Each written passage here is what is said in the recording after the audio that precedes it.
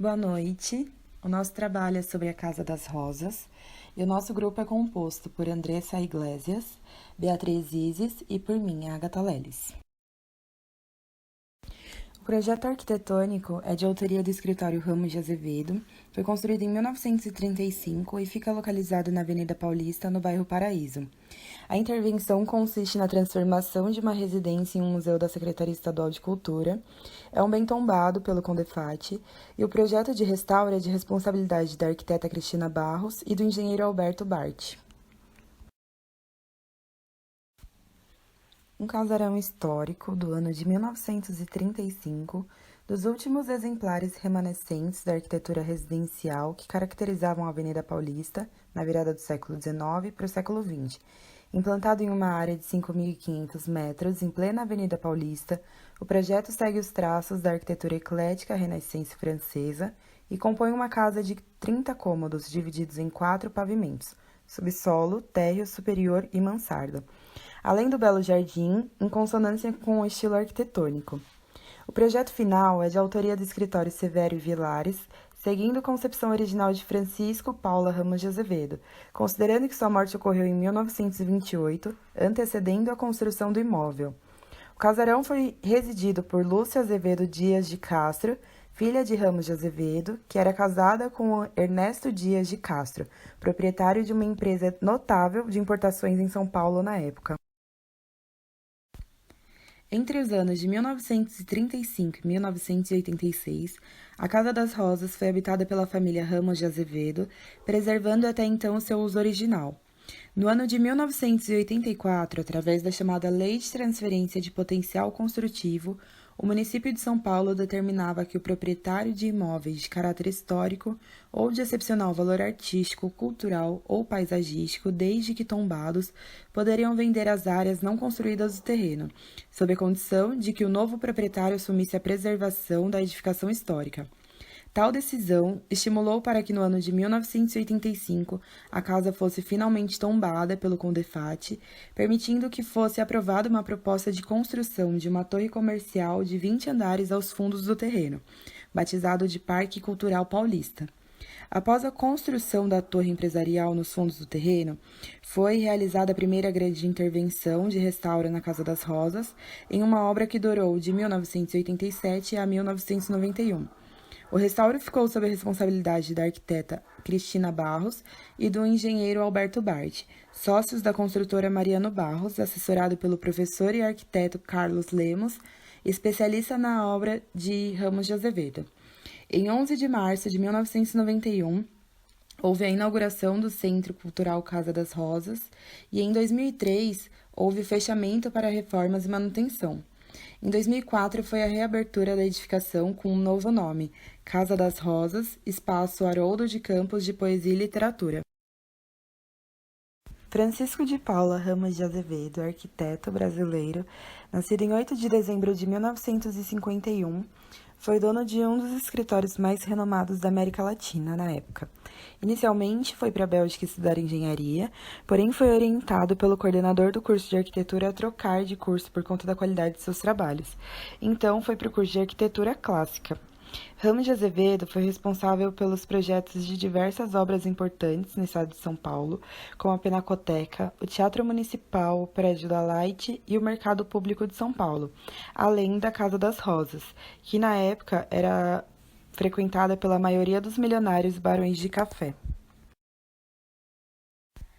Agora falando sobre a arquiteta Cristina Barros e o engenheiro Alberto Bart, sócios da construtora Mariano Barros, como dito anteriormente, foram assessorados pelo professor e arquiteto Carlos Lemos, especialista nas obras de Ramos de Azevedo. Eles foram responsáveis pelo restauro integral do imóvel, que se encontrava em mau estado, mas que até então não havia sofrido nenhuma intervenção que o descaracterizasse. Aqui nesse slide, nós temos a representação da implantação, que é típica de uma casa burguesa urbana do início do século XX, diferente das casas urbanas do século XIX, que ocupavam os limites do lote. Lemos afirma que a casa foi construída nos padrões do classicismo, com jardim geometrizado. E do lado direito do slide, tem a representação da planta do térreo. Na sua função original, o pavimento térreo tinha ambientes como sala de jantar, ambientes íntimos como gabinete, biblioteca e a sala de almoço, além dos ambientes de serviço como a cozinha e a sala de almoço dos empregados. Aqui do lado esquerdo tem a representação do pavimento superior, onde a maioria dos ambientes são de caráter íntimo, como os dormitórios, salas de banho e terraço. O único ambiente com característica de serviço é a rouparia. E do lado direito tem a mansarda. Na mansarda havia ambientes de serviço para uso apenas dos empregados da casa, como dormitórios, banhos, rouparia e depósito de malas. Aqui do lado esquerdo é a planta que representa o porão da casa, onde nem todos os ambientes estão definidos, inclusive algumas partes que aparecem nessa planta não foram construídas, provavelmente por alguma mudança que ocorreu no projeto durante a obra. Mas considerando as informações dispostas, o porão tem características mais voltadas para serviço. E aqui do lado direito são as fachadas que possuem características do ecletismo, vistas no telhado, nos frontões com pilares marcando as entradas, além dos elementos decorativos externos. E é importante citar que essas plantas foram fornecidas pela Organização Social Poesis, que administra o local com a Secretaria de Cultura Estadual. Agora falando sobre restauro. As obras de restauro foram feitas com base na Carta de Veneza, que é uma carta patrimonial e até hoje é considerada como referência. E nesse slide nós citamos um trecho da carta. Bom, nesse caso, algumas peças foram restauradas e outras tiveram que ser substituídas por conta do tempo e então fizeram a troca pelo mesmo material ou algo que chegasse próximo da mesma forma. Mas muita coisa pode ser restaurada, como os pisos de madeira, peças de ladrilhos, calhas, telhas, condutores de águas pluviais, soleiras, degraus, elementos decorativos no interior da casa e até as pinturas das paredes, tanto externas quanto internas, tentando chegar no mais próximo possível da tonalidade original. Na década de 60, com a falência da casa de importação de Ernesto Dias de Castro, a casa começou a passar por significativas alterações em virtude da venda de parte do mobiliário, utensílios e elementos decorativos da casa como única forma encontrada pela família para se sustentar economicamente. Também é nesse período que, segundo as memórias familiares, aparecem as primeiras infiltrações na edificação, concentradas principalmente na cozinha e nas salas do térreo. A fachada passa a ficar mais escurecida pela fuligem, assim como o revestimento começa a descolar. Anteriormente à obra de restauro, foram realizadas investigações quanto à estrutura, fundações, alvenarias, esquadrias, instalações e cobertura.